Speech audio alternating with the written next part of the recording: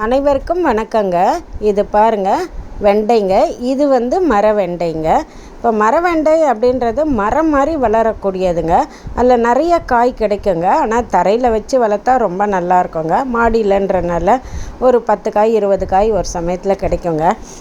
இதையும் நம்ம பொரியல் இல்லை எல்லாமே சமைக்கலாங்க. இதை பாருங்கள் எவ்வளோ நல்லா இருக்குன்னு சொல்லலாங்க. இந்த காய் நல்ல ருசியாகவே இருக்குங்க.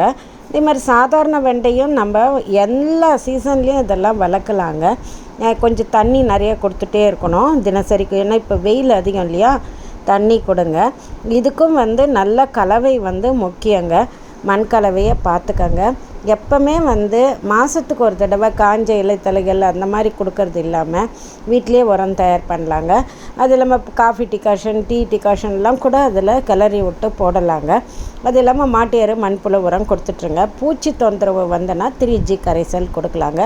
இல்லை வேப்பெண்ணெய் அந்த மாதிரி இருந்தேன்னா அதையும் கொஞ்சம் தண்ணியில் ஷாம்பு போட்டு கலந்து அதை ஸ்ப்ரே பண்ணுங்கள். இந்த மாவு பூச்சி தொல்லையெல்லாம் உங்களுக்கு போயிடுங்க. இப்படி நிறைய காய்க்கக்கூடியதுங்க. நன்றிங்க.